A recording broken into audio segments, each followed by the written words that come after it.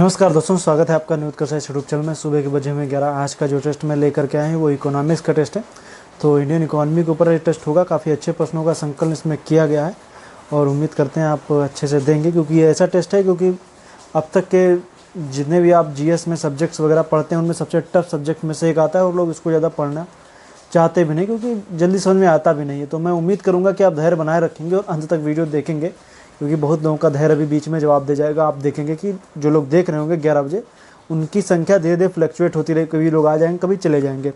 खैर देर न करते हुए टेस्ट शुरू करते हैं। सुबह 11 बजे देख रहे हैं तो लाइव चैट में उत्तर दीजिए, अगर जो आप बाद में देख रहे हैं तो कमेंट बॉक्स में उत्तर दीजिए।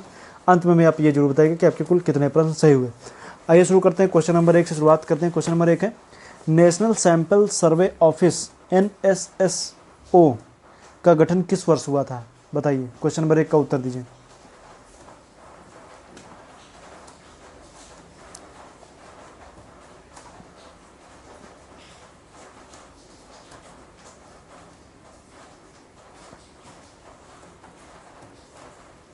तो NSSO का जो गठन हुआ था वो 1950 में हुआ था। शुरुआत में याद रखिएगा, जो ये नेशनल सैंपल सर्वे जो था वो शुरुआत में ऑर्गेनाइजेशन था, बाद में इसको ऑफिस कर दिया गया। तो NSS होगा 1950। फिर क्वेश्चन नंबर 2 है, 1949 में गठित राष्ट्रीय आय समिति के अध्यक्ष कौन थे? बताइए।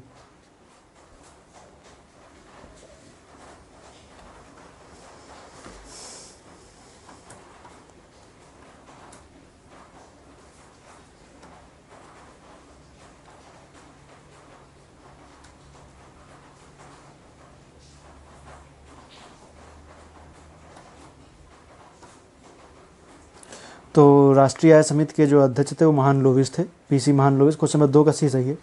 क्वेश्चन नंबर 3 की तरफ आते हैं। यदि प्राथमिक घाटे में ब्याज भुगतान को सम्मिलित कर लिया जाए तो यह बराबर होगा।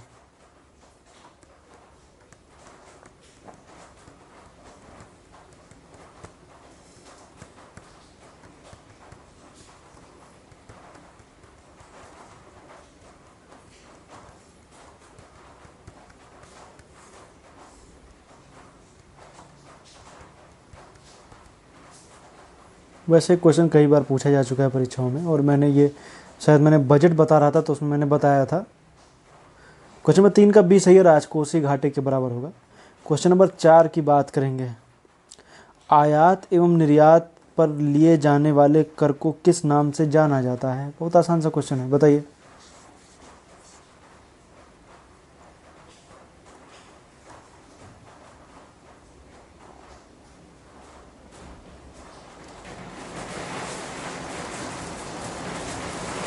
क्वेश्चन नंबर 4 का उत्तर दीजिए। तो क्वेश्चन नंबर 4 का जो उत्तर सही हो जाएगा वो सही हो जाएगा, किस नाम जाना जाता है? तो सीमा कर के नाम जाना जाता है। कस्टम ड्यूटी जो नहीं था वो उसी को।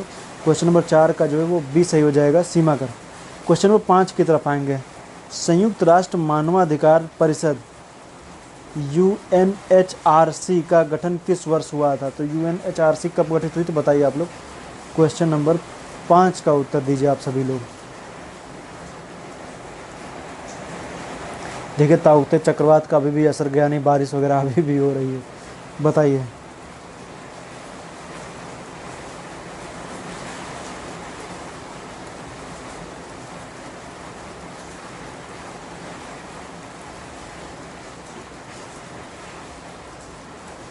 क्वेश्चन 5 का जो है वो B सही है, 2006। तो UNHRC का जो गठन हुआ था वो 2006 में हुआ था। क्वेश्चन नंबर 5 का जो है वो B सही है, 2006। क्वेश्चन नंबर 6 की तरफ आएंगे। पूछा जा रहा है, निम्न में कौन सा कथन सही है? राज्य वित्त आयोग एक संवैधानिक निकाय है, पहला कथन है। दूसरा है, सीमा कर केंद्र सरकार यूपी सरकार के साथ नहीं बांटती है। बताइए। क्वेश्चन नंबर 6 का उत्तर दीजिए।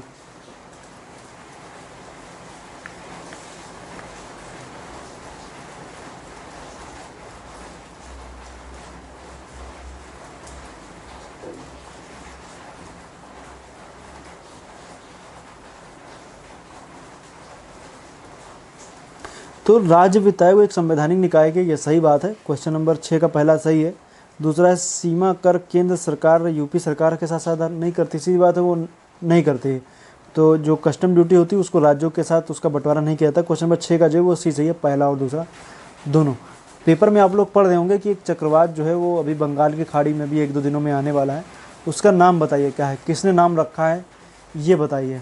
अभी हम उसके ऊपर कोशिश करेंगे कि एक वीडियो बनाए, अभी आने दीजिए चक्रवात को, तो उसके ऊपर भी बताएंगे कि बंगाल की खाड़ी में आकर चक्रवात क्यों आते हैं, उनके ऊपर एक वीडियो बनाएंगे और उस चक्रवात को भी एनालिसिस करने की कोशिश करेंगे कहाँ पर उसका इम्पैक्ट देखने को मिलेगा। क्वेश्चन नंबर 7 की बात करेंगे। सर्वप्रथम क्षेत्रीय ग्रामीण बैंक की शुरुआत कब हुई थी बताइए।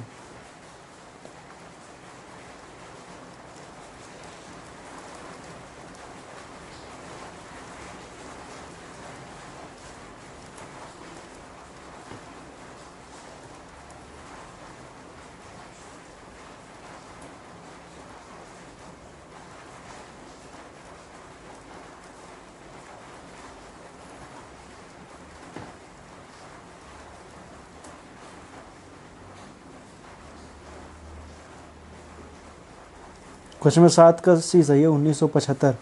क्वेश्चन नंबर 8 की बात करेंगे। भारत ने न्यूनतम रिजर्व प्रणाली कब अपनाई थी। आप जानते हैं ना कि रिजर्व बैंक के पास 200 करोड़ का पहले उसको एक रिजर्व अपने पास एक आरक्षित रखना पड़ता है कोष, तो उसमें आखिर वो कब अपनाई गई थी वो प्रणाली। क्वेश्चन नंबर 8 का उत्तर दीजिए।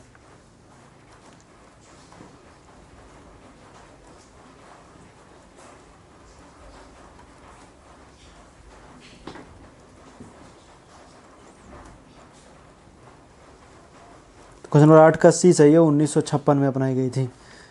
क्वेश्चन नंबर 9 की बात करेंगे, क्योंकि आप जान रहे हैं उतने की आप आपके पास वो 200 करोड़ का जब रिजर्व अपने पास रखते हैं तो उसी से के बाद में होता है कि नोटों की छपाई वगैरह होती है, तो बाद में जान रहे हैं उसमें सोना वगैरह और विदेशों का जो आप जान रहे हैं कि जो जो उनको रखना पड़ता है, जैसे विदेशों की जो कह सकते हैं जैसे मुद्राएं, विदेशी मुद्रा भंडार वगैरह ये सब रखना पड़ता है।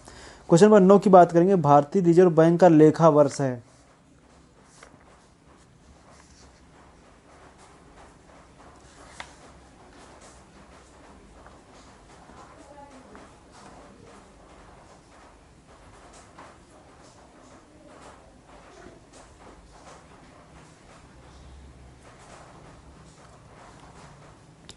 तो जो रिजर्व बैंक होता है उसका जो लेखा वर्ष होता है जुलाई से लेकर के अगले वर्ष जून तक होता है, तो जुलाई से जून तक का होता है। क्वेश्चन नंबर 9 का जो है वो बी सही है। क्वेश्चन नंबर 10 की तरफ आएंगे। मौद्रिक नीति का निर्माण कौन करता है।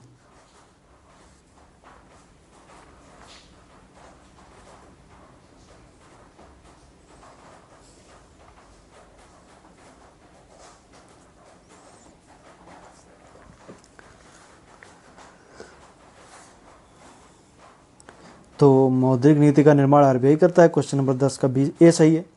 क्वेश्चन नंबर 11 की तरफ आएंगे। भारतीय स्टेट बैंक की स्थापना किस समिति की सिफारिश पर हुई थी। क्वेश्चन नंबर 11 का उत्तर दीजिए।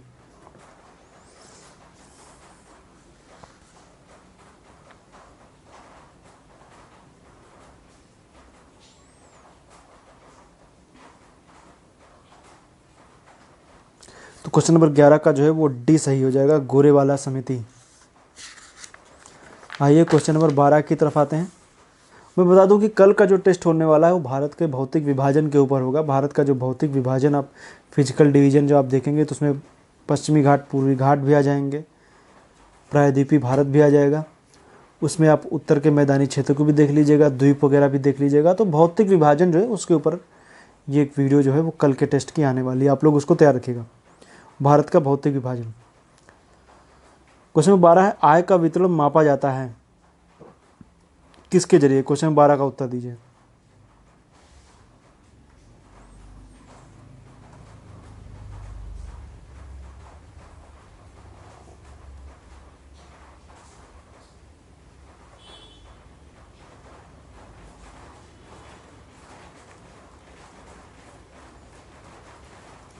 तो जो आय का वक्र होता है वो लॉरेंज वक्र से मापा जाता है। क्वेश्चन नंबर 12 का डी सही है।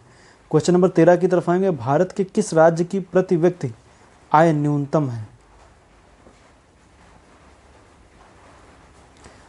चाहे वो आप स्थिर कीमतों पे निकाल लीजिए, चालू कीमतों पे, हर सब तरफ से न्यूनतम है।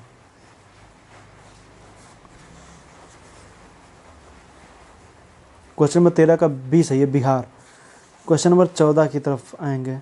पॉल आर मिलग्रोम एवं रॉबर्ट बी विल्सन को अर्थशास्त्र का नोबेल पुरस्कार 2020 दिया गया है। या किस देश के अर्थशास्त्री हैं?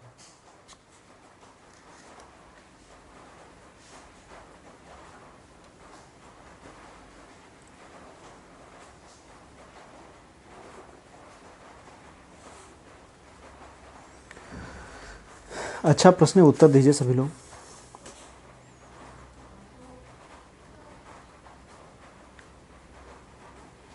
यूएसए के नागरिक हैं या वहाँ के वैज्ञानिक हैं। 14 का जो है वो सी सही है, यूएसए।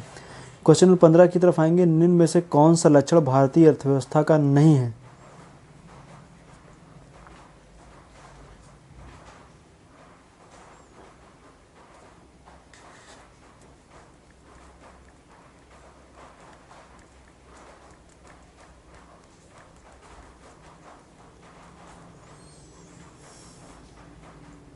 पंद्रह का डी सही है, प्राकृतिक संसाधनों की कमी।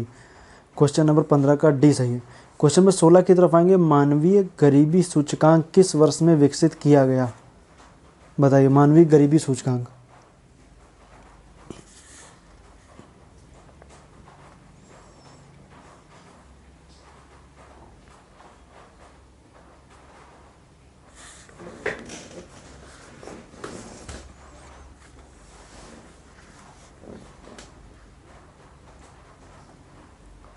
तो मानवीय गरीबी सूचकांक 1997 में विकसित किया गया था। क्वेश्चन नंबर 16 का सी सही है, 1997। क्वेश्चन नंबर 17 की बात करेंगे। स्वर्ण जयंती ग्राम स्वरोजगार योजना का आरंभ हुआ था, बताइए।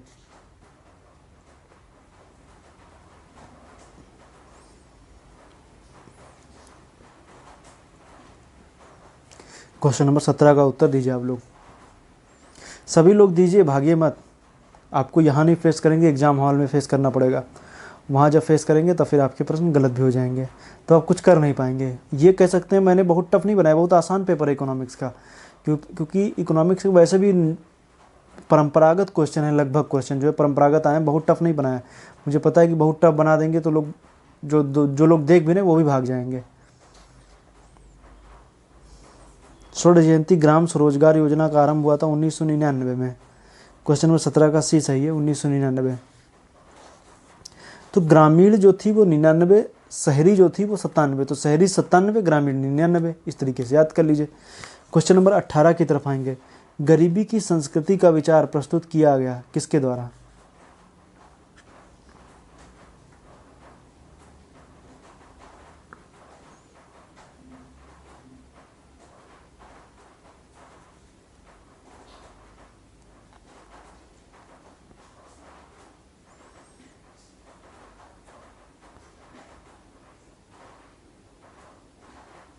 तो गरीबी की संस्कृति का जो विचार था वो ऑस्कर लुईस का था। क्वेश्चन नंबर 18 का ए सही है। क्वेश्चन नंबर 19 की तरफ आएंगे। निम्नलिखित समितियों में से किसने मात्र पोषक तत्वों की आवश्यकता के आधार पर गरीबी रेखा का निर्धारण किया? कौन सी समिति थी वो बताइए।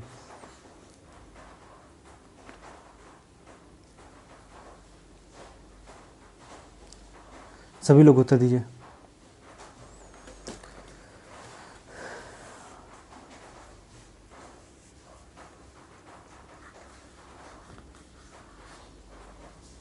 उन्नीस का ए सही है, अलग समिति। 20 की तरफ आएंगे। निम्न में कौन ओपेक का सदस्य नहीं है?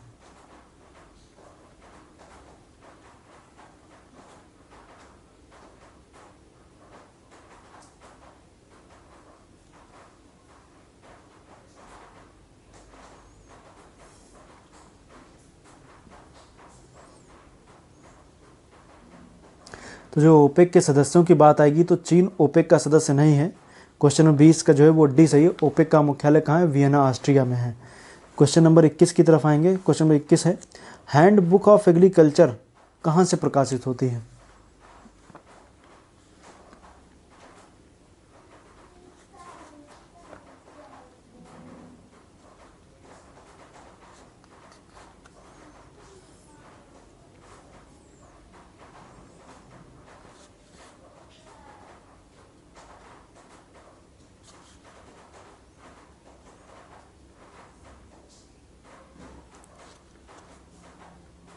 सभी लोग उत्तर दीजिए। तो क्वेश्चन नंबर 21 का सी सही हो जाएगा, भारतीय कृषि अनुसंधान परिषद से ये प्रकाशित होती है। क्वेश्चन 22 की बात करेंगे, भारत में कर्मचारियों की महंगाई भत्ते के निर्धारण का आधार है।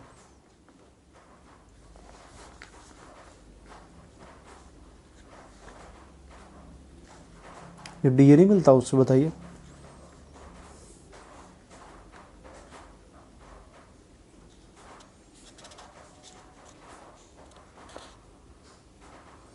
बाईस का 20 है, उपभोक्ता मूल्य सूचकांक। क्वेश्चन नंबर 23 की बात करेंगे, निम्न में से कौन सा कथन सही है। इनसाइड ट्रेडिंग का संबंध अंतर्राष्ट्रीय व्यापार से है। दूसरा है, सेबी बीमा कंपनियों का नियमन करती है। बताइए। क्वेश्चन नंबर 23 का उत्तर दीजिए।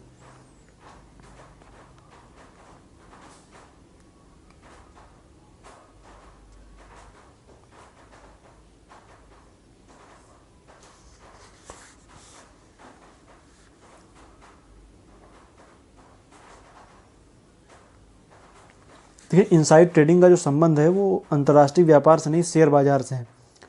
दूसरा है, सेबी बीमा कंपनियों का नियमन करती है, तो गलत है। सेबी शेयर बाजार का नियमन करती है, बीमा कंपनियों का इरडा करता है। तो क्वेश्चन नंबर 23 का जो वो डी सही है, इनमें से कोई नहीं। क्वेश्चन नंबर 24 की तरफ आएंगे, भारत के शेयर बाजार का मुख्यालय कहाँ है। राष्ट्रीय शेयर बाजार।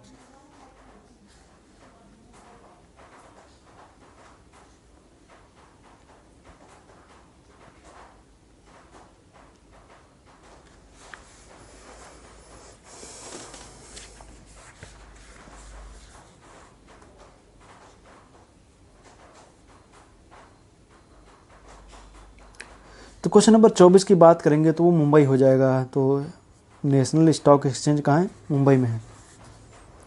25 की तरफ आएंगे, निम्न में कौन सुमेलित नहीं है। एक तरफ दिया हुआ है संगठन दिए हुए हैं और उसके बाद मुख्यालय दिए हुए हैं। बताइए, क्वेश्चन 25 का उत्तर दीजिए, कौन सुमेलित नहीं है।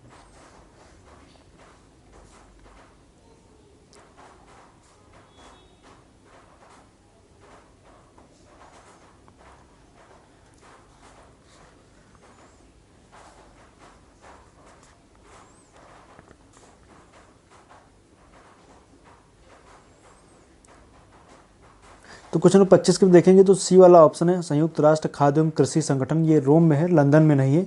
यही वाला सही है। बाकी अरब लीग का मुख्यालय काहिरा में है, जान ही रहे हैं।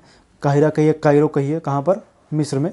यूनेस्को का पेरिस, अंतर्राष्ट्रीय श्रम संगठन ILO का जिनेवा। तो ये रहा आज का टेस्ट। कल का टेस्ट भारत का भौतिक विभाजन, आप लोग पढ़िएगा, उसको अच्छे से तैयार कीजिएगा। और आज के टेस्ट में तो फिलहाल इतना ही। बाकी कल के भौतिक विभाजन में आप जब पढ़ेंगे तो आपको चीज़ें और अच्छे समझ में आएंगी। तो टेस्ट भी लेंगे तो आपको और भी उससे संबंधित क्वेश्चन भी आप सॉल्व कर लेंगे तो और आपको थोड़ा सा आसानी हो जाएगी। करीब देखिए, काफ़ी मुझे लग रहा है 25-26 टेस्ट सीरीज़ तो हो ही चुकी होंगी। तो आप इनको जब आप कलेक्ट कीजिए ना, इनको डाटा कलेक्ट कीजिए सबका, देखिए कि आप इनमें से कौन नहीं कर पाए, उनको एक जगह नोट कर रहे होंगे तो आपको उससे काफ़ी फ़ायदा मिलने वाला है। बाकी आप मैं अंत में ज़रूर बताइए। नोट करना आपके ऊपर डिपेंड करेगा, आप करना चाहें तो कीजिए, मत ना करना चाहें तो ना कीजिए। वैसे भी आपके ऊपर ही डिपेंड करेगा। आप टेस्ट देखना चाहें तो देखिए, ना देखना चाहें तो भी ना देखिए, आपके ऊपर डिपेंड करेगा सब कुछ।